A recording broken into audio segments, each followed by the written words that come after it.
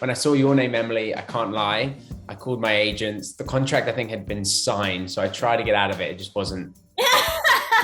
It was already locked and loaded. But, you know, we figured it out. We figured it out along the way. I'm pretty sure I told Jack and Doug on the phone, I was like, I cannot wait to, like, just mess with Gregg Sulkin for 4 months. He's That was my literally favorite person to tease. That was literally what they told me. They were just like, you know, Emily's, you know, she's a great anchor for the show. And I was like, I completely agree. Emily's like unreal. Obviously, you've done this so many times. But then they said, but yeah, Greg, you like Emily, but Emily's basically told us that all she wants to do is make fun of you for the entire season. So like, are you sure Emily likes you? And I was like, I don't know. I don't make fun of people I don't absolutely love. Yeah, well, yeah. And here we are.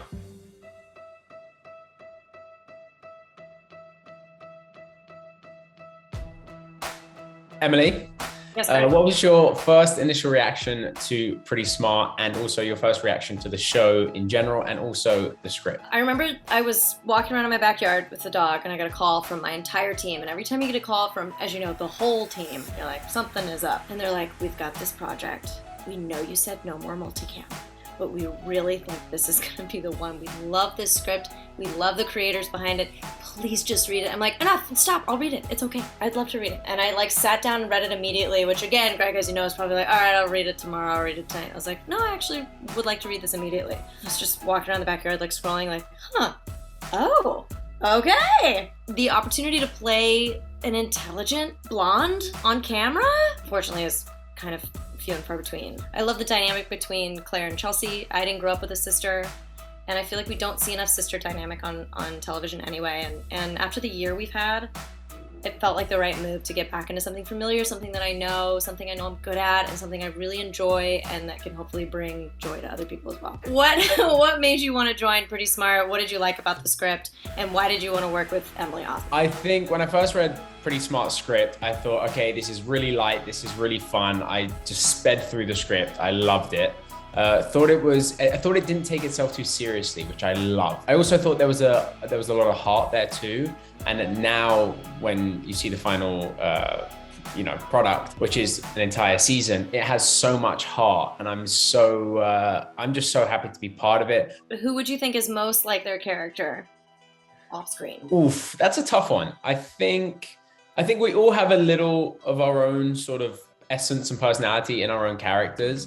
For example, Cynthia, who plays Solana, she has that feist, like she has that like juice, and it just flows out of her, and it flows out of Solana. Whereas Michael's actually a little bit more, I think, reserved. Probably the least, I feel like. Yeah, I think Michael's probably the most different, just because he's so sweet and so lovely. He's not this like crazy, like energetic type of person, but he taps into it so quickly. Olivia is very similar to Claire. She has a lightness to her, like this bubbly essence. You're actually quite different. I mean, you're similar in certain ways, but you are, I think, very different. You're smart. You are actually one of the smartest people I've ever met.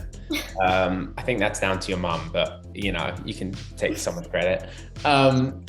But and obviously Chelsea is extremely intelligent. But I think that you also are very you're not as uptight as when we first see Chelsea. Like, you're such a bubbly and fun and like inclusive person, and so I think you're a little bit different than Chelsea. I think when it comes to Grant, I think that I'm the same in the sense of like I've always been very athletic. I'd like to think that kind of what you see is what you get, but I'd like to think I've read a couple of more books than Grant has in his time. But that's not to say that he won't evolve and become more educated as the season goes on. And I think that's why Grant and Chelsea are very kindred spirits. Yes, yeah, there's a potential love, friendship blossoming there, because Chelsea can teach Grant a few things. Yeah, Emily, as you know, you had to suffer a lot of scenes with me throughout the season. What was it when you first, when you first read the Grant and Chelsea relationship,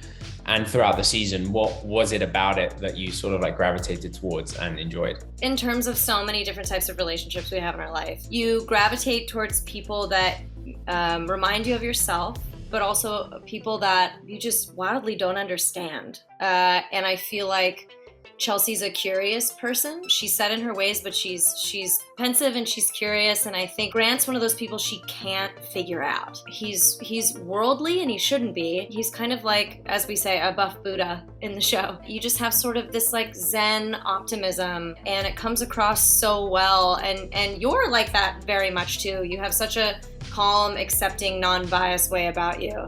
And I think in terms of me, Emily, and you, Gregg, together, we've known each other for so long. Though I really cherish those scenes that we got season 1 that were just the two of us. And and of course, Phil Lewis, also known so long, all of us, allowed us sort of this space to play with it and to find it. And you don't really get that, especially with sitcom, where the schedule's very tight. It was nice to kind of mess around and have the space for that. Yeah, I feel like our friendship prior to the show definitely helped. It's nice to know. It's nice to know that you're going in, with someone by your side, yeah, who's capable and who's willing to sort of like stick by you. Emily got to do the mouses before me, and I'm still bitter about it. But I need to find your mouse ears on YouTube somewhere. Well, I think Emily, for you, I think when we did our promos, it was on the Hannah Montana set, right? So that probably. Oh, that's right. Yeah. So our gallery shoot for the show, our promotional videos that we shot for the show, were in Los Angeles on the same stage that I shot Hannah Montana for 5 annual years. We walked across our stage to the stage next door, and I was like, wait a minute, where are we? Obviously it looks so different. It'd been like, 15 years. I walked in and I was just struck by this wave of nostalgia, and that was so strange because it was so familiar and it was so long ago, and I was just such an insufferable, sad, depressed teenager, as we all were. And to come at it from a different perspective on a different show was really lovely. And Olivia was in like my dressing room that I had for 5 years, and I kept going in and being like, over here was where I had my thing, and this is where this happened, and they were like, we don't care. It felt very familiar and very nice. But Gregg and I never really crossed paths so much in like Disney World. It was when we did a movie for Lifetime back in 2013 where we really became close. It was kind of post-Disney era that happened. Of course, I knew who you were, but we didn't really connect in that way. When it comes to the Disney side of things, I think that, when you're young and you're blessed with opportunities, such as working on Hannah Montana or working on Wizards, it's like, there are so many important lessons that you're learning and you're not realizing that you're learning them at the time. But like being a number one on a multicam sitcom for Netflix is a really tough job. And it requires a like true pro in that specific field to knock it out of the park. And Emily's that. And so those experiences probably from when you were younger massively help you become the professional, but also the actress that you are. And thankfully that we all got to like see, during season 1, I think there are definitely moments I know that I learned when I was on Wizards, like physical comedy. You pick up little tricks from other actors. You sort of mentally, capture them and kind of use them and adapt them for yourself. So that experience on multicams in the past definitely helped me for sure.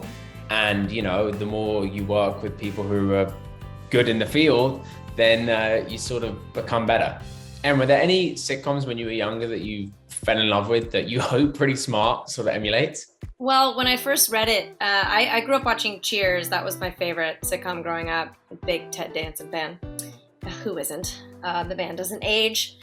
And I remember reading this and being like, oh my God, this is Cheers. This is Diane Chambers coming out of her, professional education and being forced into a community of drunken Bostonians and trying to fit in and not knowing how and falling on her face, but also learning how to be a human being. And that felt very Chelsea, trying to sort of get a better understanding of herself through an avenue she didn't expect. And so that felt very, very similar to me. And of course I'm seeing on the internet, like, it's the reverse Big Bang Theory. I'm like, no, it's Cheers. Always one of my favorites. I would just do anything to have Diane Chambers play my mom on this. I think that'd be awesome. I love sitcoms. I would say that, there's a 2.5 Men aspect, a tiny bit in the sense of, Charlie and Alan and that living situation, the living dynamic just quickly changes when somebody moves in. Oh, I didn't think about that.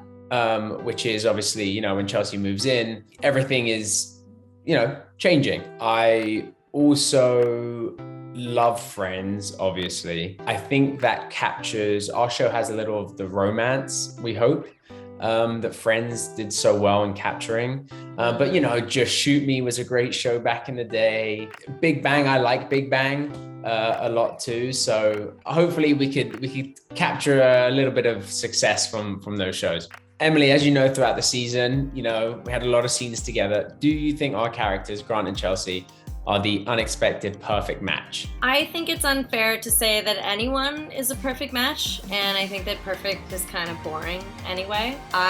In my own life, I strive to have relationships that challenge you, that surprise you, that teach you something about yourself. And I think Grant and Chelsea really have that in spades with their relationship. They both come from different worlds, and they're both very different personality types. Chelsea is so befuddled by the fact that she can't figure out this guy who's seemingly on paper like just this hot dude that lives in LA that's banging every girl at the grocery store. But like, it's not that. He's so much more, and he's a caring person, and he's genuine, and he's deep, and that's throwing her. And it's a good lesson for her throughout the season, and for all of us watching, that you can't judge a book by its cover, that you have to give someone a fair shot, no matter how they seem on the outside. So, Greg, do you think that they're an unexpected perfect match?